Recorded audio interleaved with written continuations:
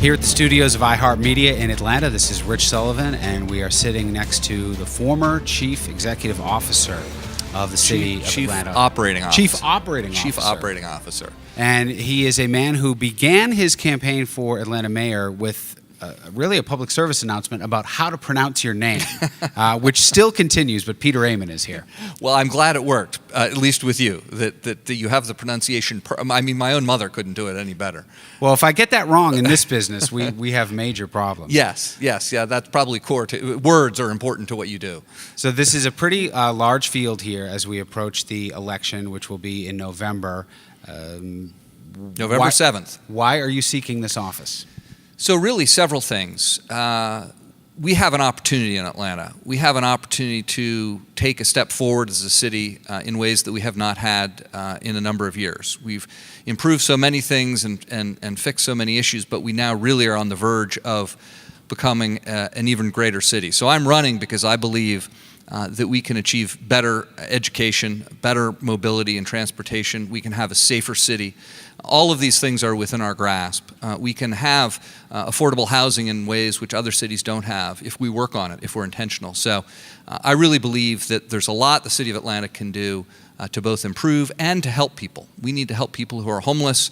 We need to help alleviate some of the suffering that we have in our city. So there are many reasons for me to run, but those are just a few.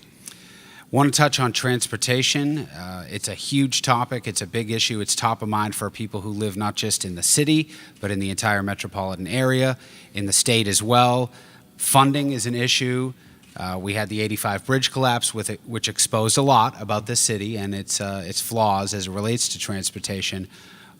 What's ahead in that category, and how does Atlanta's next mayor, factor into the solutions here?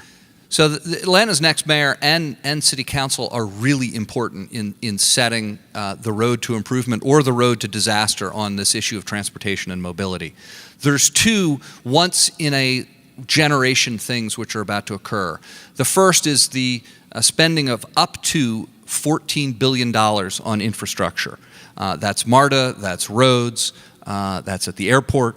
And this money comes from a variety of different sources, but it's the most amount of money, as I said, up to $14 billion that will be, the spending will begin, the programming will be set over the next coming years with the help of the next mayor. And that money can either be spent wisely, effectively, fairly, quickly, or not. And so there's a tremendous opportunity to improve light rail, heavy rail, roads and bridges, get to centralized control of traffic lights, which is what we need beyond just synchronizing them. We need them to be centrally controlled. There's a series of things, including bike paths and sidewalks, that we need to do. But it's really complicated to spend that money effectively. I'm the only candidate running who's actually run the city of Atlanta and has experience even outside of that deploying large amounts of money. The second once-in-a-lifetime thing or once-in-a-generation activity that's going on is the re-examination of the zoning rules in Atlanta. So the zoning regulations effectively tell you where you can build what. So will there be a 12-story building next to your single-family home? That is set by the zoning regulations. And for the first time in about 30 years, the city of Atlanta is going through and looking at changing all of those zoning regulations. As you can imagine, how those zoning regulations are set have a lot to do with whether you can actually get around in the city. Because if we put large buildings everywhere and we don't adjust the streets, you'll be crawling if you're not walking. So those two things are critical for the next mayor, and that's one of the reasons why this is a bit of a bet the farm decision on the part of the citizens of Atlanta. I think that everybody thinks that their part of town is the worst for traffic and ill-timed traffic lights.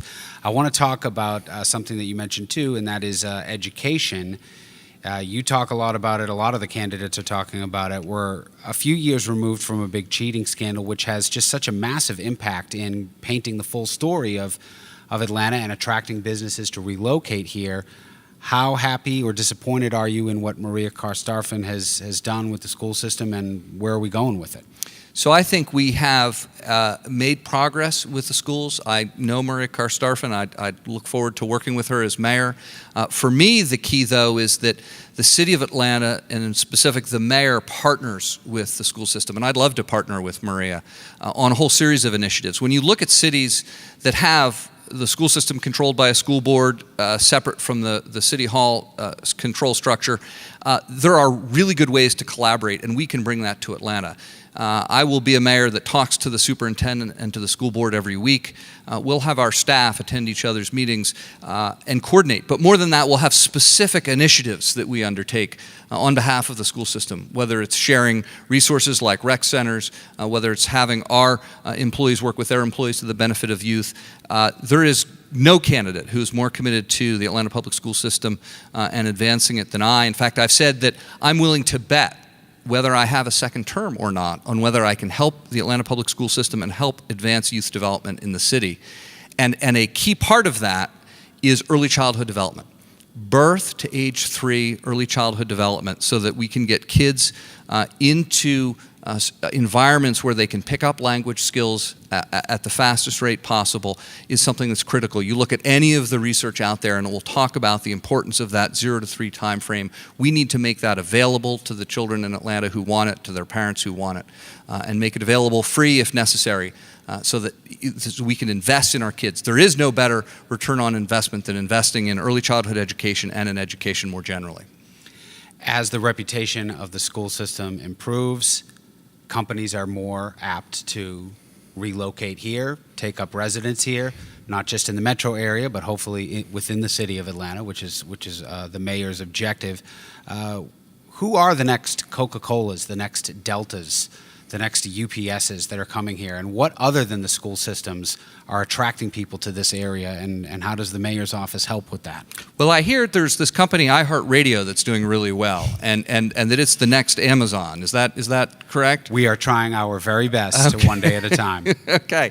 Well, in addition to that company, the first thing I would say is we need to retain the companies that are here and grow the companies that are here. So we need to, whether they're small, medium, or large, we need to help the companies here make sure they have enough talent, that they have the mobility, that they have the access to capital that they need. We need to work on all those issues to keep companies here. Unfortunately, we do have tech companies that leave here for Silicon Valley because capital exists there that may not exist here as easily.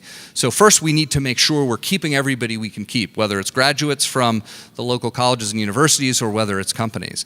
Then in terms of who we can attract, yes, there are companies like Amazon that have, in fact, announced that they are looking for headquarters. GE did a year or so ago. So we are always on the lookout for companies that we can convince to come to Atlanta because of our talent, because of our infrastructure, because of the variety of our industry here. We're not a one-trick pony as a town economically. We have a very diverse economy and a very strong talent base in Atlanta. So certainly Amazon is a company that everybody is talking about, but there are other companies out there that are looking for great places to locate their headquarters, or companies that are looking to locate their North American headquarters. We have Porsche North America here, we have Mercedes-Benz North America here, and actually Ambassador Young started this trend along with Maynard Jackson years ago, getting the headquarters of foreign companies, the North American headquarters in Atlanta. So we need to think globally as well. I've lived here since 1994, and sometimes when I'm in different parts of town, I look around and I think, wow, we are a lot different than we were just 20 years ago. What part of town do you kind of look around and stand in awe of? For me, it's like West Peachtree and Spring. Like, those two corridors are just so radically different, and they really speak to how far we've come in terms of growing and developing. So I look at it really two ways. I've been here for over 20 years as well, and I see places that have changed, but unfortunately places that haven't had the investment and improvement that they deserve. And so Midtown is an area that I look at and say, wow, this has changed in terms of the number of buildings that have gone up, in terms of the density, the population, the improvement of the streets, and it's great. We've had great growth. But I also look at areas, our campaign headquarters are on Auburn Avenue, and we're right across from an abandoned building, 5 blocks from Peachtree. That shouldn't happen in Atlanta. We shouldn't have areas that have missed the boat or been missed. If you look at Cascade Road, we have areas in town that want investment, need investment, and for whatever reason, as I say, the unofficial bird of Atlanta is the construction crane. But unfortunately, that unofficial bird doesn't fly south of I-20 very often, and we need to change that. We need to have development throughout the city of Atlanta, while at the same time making sure we don't displace people. We need to make sure that we have affordable housing so that we don't force out of Atlanta the people that built Atlanta. So really, I am in awe of some of what's changed. I'm also very sad about areas that haven't gotten the attention they deserve in terms of public infrastructure and some other things. Peter Aman is with us, looking for your vote in early November to become the next mayor of Atlanta.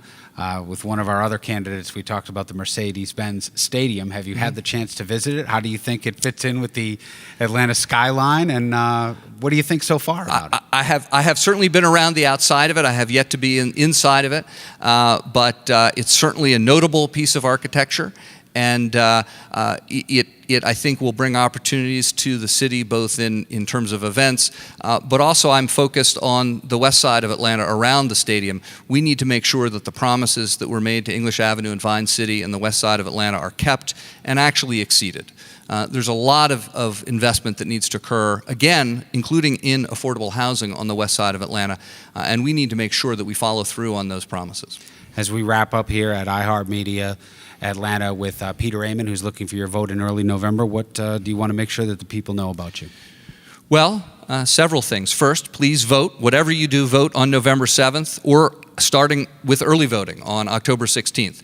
It's very important. We only have about 80 to 90,000 people who vote out of the 300,000 plus that are registered in the city of Atlanta. So we need people to get out and vote. So please do that. I may be biased, but I believe I deserve your vote. I am distinguished from the other individuals running. It's a group of individuals that I know and like, but frankly, have been lifelong politicians. I am running against a group of individuals that have more than a century of time in elected office. This is the first time I've run.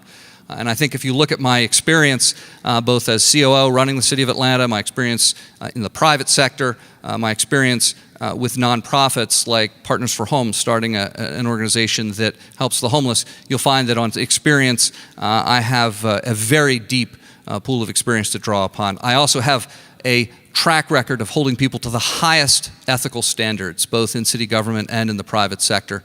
And ethics is core to who I am and how I'll run the city. And finally, in terms of leadership, I have both the vision for the city of Atlanta that, at least in my conversations with people all over town, makes sense for the city of Atlanta, but also the ability to actually make it happen, given the experience and ethics that I've demonstrated over time. So that's I'm not sure that's quite 30 seconds, that's a little bit longer, but that's the elevator pitch on a slow elevator. Peter Aman, thank you so much for visiting with us. Thank you for having me. Thank you.